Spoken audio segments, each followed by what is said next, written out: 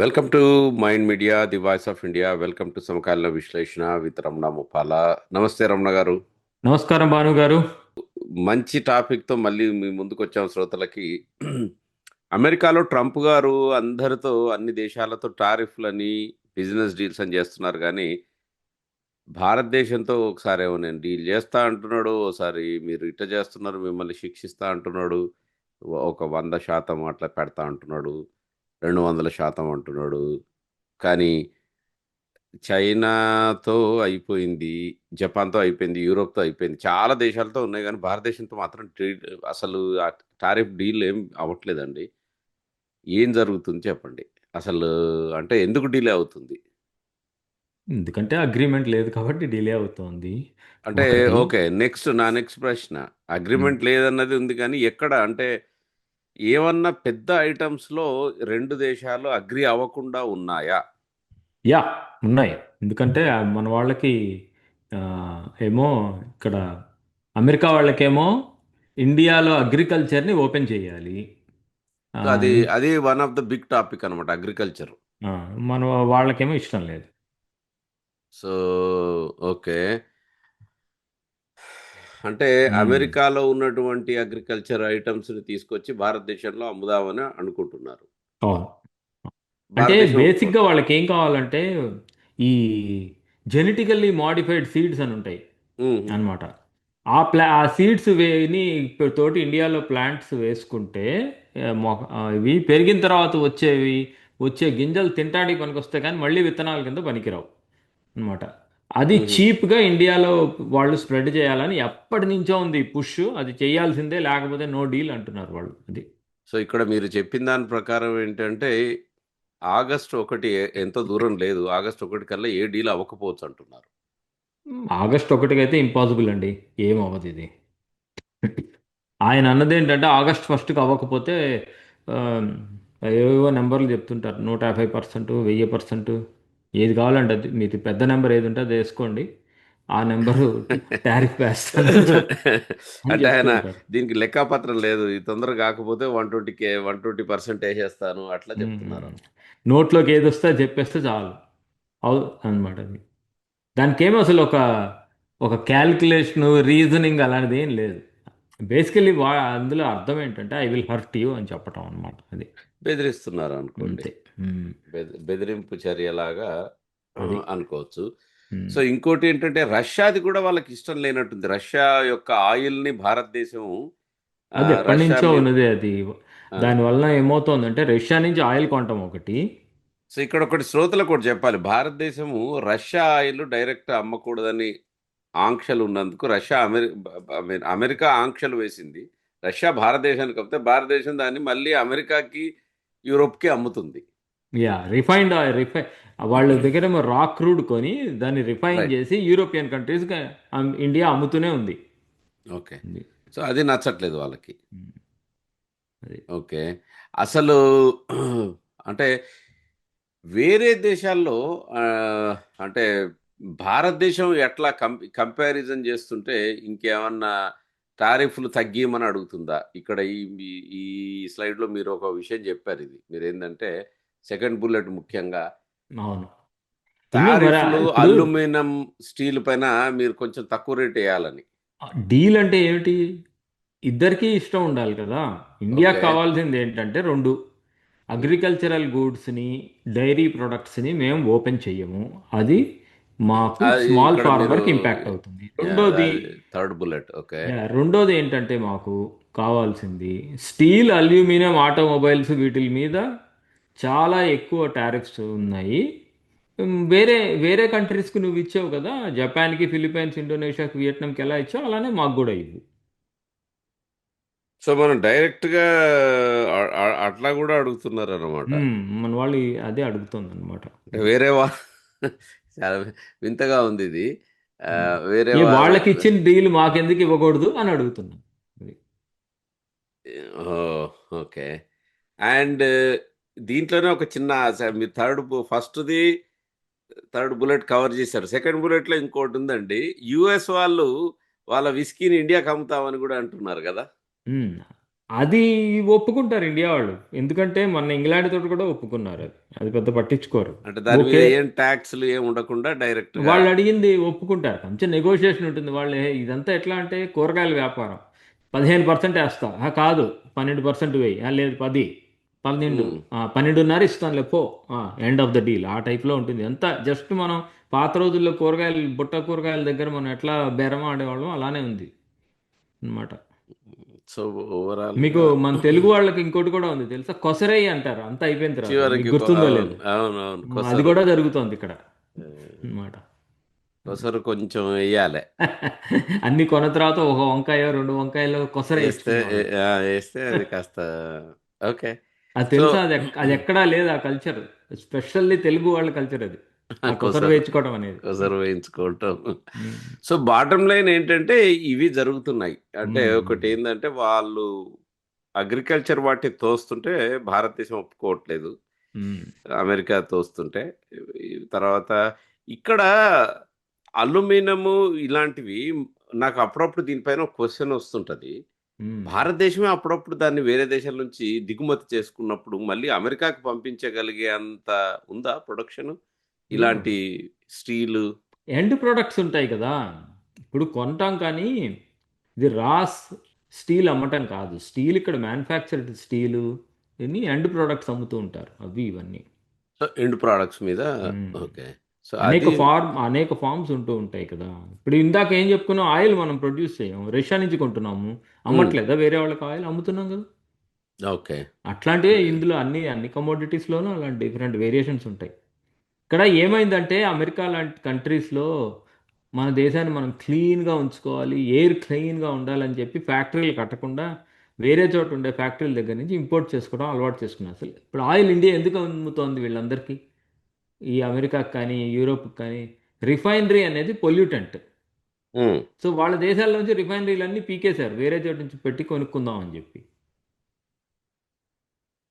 అది ఊరికే పొల్యూషన్ పైనే అంటారా? లేకపోతే బాగా డబ్బులు బయట దేశాల్లో చేయించుకుంటే చవకగా వస్తాయా? అది చాలా మటుకు అందులో ఆటోమేషన్స్ ఉన్నాయి అన్నమాట. ఇది హ్మ్. హ్మ్. ఓకే.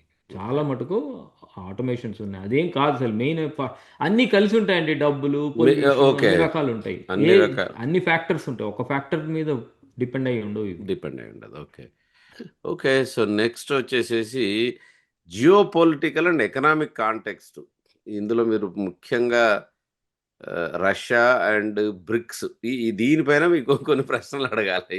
మ్మ్. ఆహ్, జియోపొలిటికల్ అంటే దీంట్లో మీరు ఇక్కడ రాసారు గానీ దాంట్లో భారతదేశం ఏమన్నా దెబ్బ కొడుతుందా డాలర్‌ని? భారతదేశం అనకూడదు గానీ బ్రిక్స్. అది ఎప్పటి నుంచో అది ఏంటంటే థ్రెట్ ఉంది. బ్రిక్స్‌ది ఏమైందంటే ఈ మధ్య ఊరికే అది ఈయన ఆహ్, ట్రంప్ ఒక్కడే గాదు. వేరే వాళ్ళు మ్మ్. మన సెనేటర్ లిండ్సే గ్రాహాం అని ఉంటాడు. ఎప్పుడు మ్మ్. విరుచుకుపడుతుంటాడు. ఆయన మ్మ్. గూడా మొదలుపెట్టాడు. భారతదేశాన్ని నరుకాలి, పీకాలి, తొయ్యాలి, వాళ్ళకి 200% ముక్కు నేలకు రాకిస్తాను అని మాట్లాడుతున్నాడాయన. మ్మ్. మ్మ్. సో ఇదేంటి prolonged delays could be bring India, China, Russia closer అన్నారు. మరి అది గొడవ అవ్వచ్చు కదా అట్లయితే? అదేంటంటే చెప్పడానికి చాలా నైస్గా ఉంది కానీ, హ్మ్. ఇక్కడ నా పర్సనల్ అసెస్మెంట్ చెప్తాను మీకు. ఇండియా అమెరికాని థ్రెటన్ చేస్తాం, ఇదిగో చూడు, బ్రిక్స్లో నేను ఎప్పటి నుంచో ఉన్నాను, వాళ్ళు ఎప్పటి నుంచో కరెన్సీ తయారు చేస్తానన్నారు, నీతోట నేను దోస్తీ ఫ్రెండ్షిప్ చేయటం వలన అదొక్కటే ఆపాను నీ కోసం అని చెప్పి, నువ్వు కనుక నా మీద ఎక్కువ ఎక్కువ టారిఫ్లు వేస్తాను, అగ్రికల్చర్ నాకు ఇచ్చే ఇది వచ్చే అని చెప్పి నువ్వు ఎక్కువ గొడవ చేసావు అనుకో, నాకు ఇంకో ఆప్షన్ లేదు, వాళ్ళతో కలిసి వెళ్ళిపోయి వాళ్ళ కరెన్సీ వాడతాను అంటుంది. అదొక రకమైన ఇండియా. ఇప్పుడు ట్రంప్ గారి వాయిస్ వేరుగా ఉండొచ్చు, హే నీ మీద 1000% వేస్తానని గట్టిగా ప్రెస్ కాన్ఫరెన్స్ ఇవ్వచ్చు. ఇండియా వాళ్ళు సాఫ్ట్గా అలాంటి పనులే చేస్తూ ఉంటారు. వాళ్ళు చేసే పని ఏంటంటే, నేను వాళ్ళతో వెళ్ళి వాళ్ళ చైనీస్ యాన్ని అవన్నీ వాడుకుంటూ ఆయిల్ కానీ ఏవి కావాలంటే ఆ కరెన్సీ తోటి కొంటాను, నేను డాలర్ తోటి కొనను అని ఇండైరెక్ట్గా చెప్తోంది. సో అది అంటే అన్నమాట. అది బేసికల్లీ బ్లాక్‌మెయిల్ అనొచ్చా? అనొచ్చు. లో ఇప్పుడున్న రోజుల్లో ఎంత లో లెవెల్ లాంగ్వేజ్ మాట్లాడితే అంత అంటే గొప్ప ఇప్పుడు డిప్లొమసీ ఆయన కాబట్టి. ట్రంప్ గారు కూడా అట్లాగే ఆయన అందుకే గట్టి అంటోంది నేను, ఆ! ఆ! ఇటు అట్లా ఉంది కాబట్టి వాళ్ళదే అట్లా అనొచ్చు. ఆ! ఆయన కూడా అసలు ఏ మాత్రం ఇది కాకుండా మిమ్మల్ని ఉమ్. ఇచ్చేస్తా చేస్తా అంటున్నాడు కాబట్టి. అది వాళ్ళ ఇండియా ఏంటంటే India is like all sides అన్నమాట వరల్డ్లో ఇప్పుడు ప్రస్తుతం. అందరికీ కూడా ఇండియా కావాలి, ఎందుకంటే India is like most populous country, China దాటిపోయిందని లెక్క. ప్లస్ ఆ లాట్ ఆఫ్ కన్జంప్షన్ ఉంది.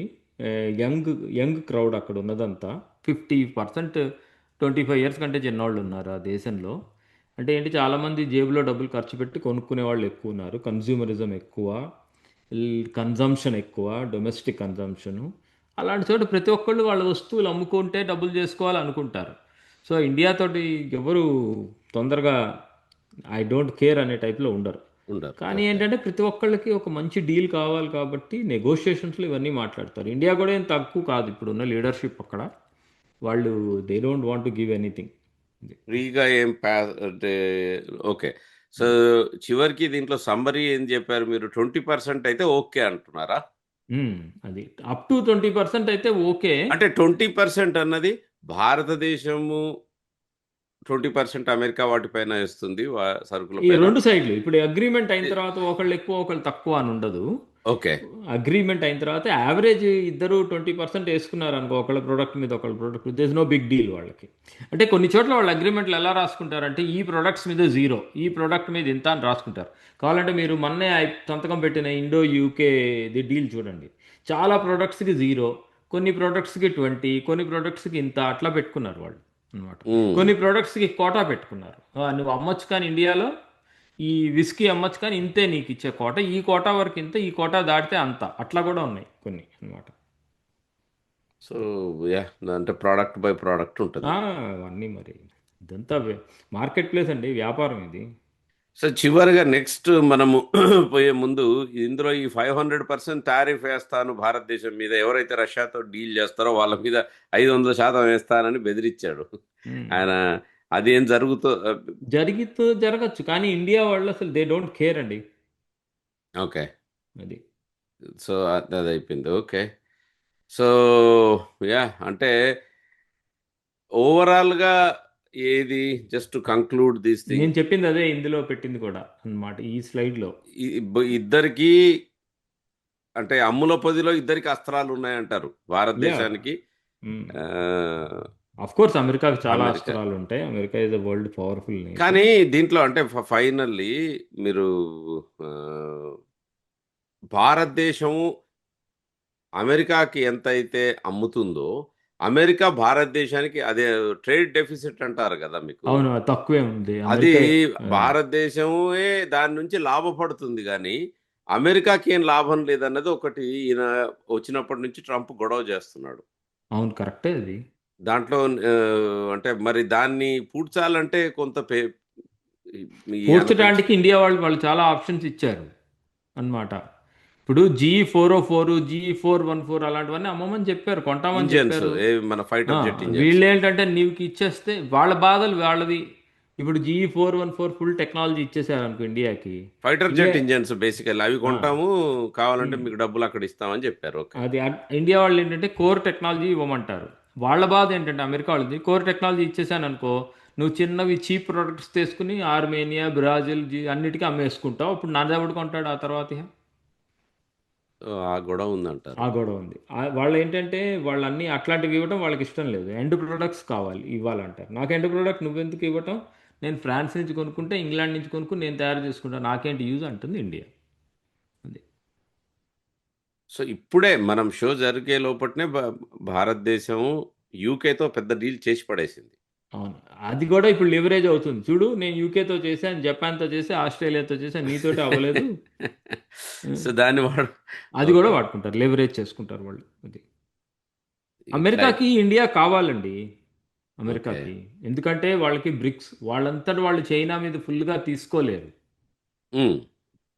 అంటే తీసుకోవాలంటే తీసుకోవచ్చు, ఇప్పుడున్న ఎకనామిక్ సిచ్యువేషన్లో అంతా నేనే చేసేస్తాననే అంత క్యాపబిలిటీ లేదు అమెరికాకి. America needs friends to. Okay. So అందుకని ఏంటంటే కాస్త గివ్ అండ్ టేక్ ఉంటుంది. కాకపోతే ఇక్కడ ఇంట్రెస్టింగ్ ఏంటంటే what is give and take from India అనేది చూడాలి. అంతే క్లియర్గా మీరు చెప్పేశారు. అది అగ్రికల్చర్ రానివ్వము, దట్స్ ఫైన్. ఈ అంటే జెట్ రాణిస్తారేమో అని నా డౌట్. ఇదిగో కానీ యా, ఇప్పుడు నెగోషియేషన్స్లో ఫస్ట్ స్టేట్మెంట్ అది రానివ్వను అని, తర్వాత అంటారు ఓకే కొంత జిఎం వదులుతారు. క్రాప్స్ మటుకు రానివ్వను, ఇది రానిస్తాను అని అనొచ్చు. అలానే ఇప్పుడు డైరీ ప్రొడక్ట్స్ రానివ్వను అన్నారు. డైరీ ప్రొడక్ట్స్ నువ్వు కనుక గ్రాస్ ఫెడ్ అయ్యుండి నువ్వు నీ ఆవులకి చికెను ఫిష్ పెడుతున్నావు, అవి మాకు రిలీజియస్లీ పనికిరావని ఇప్పుడు గొడవ అనమాట.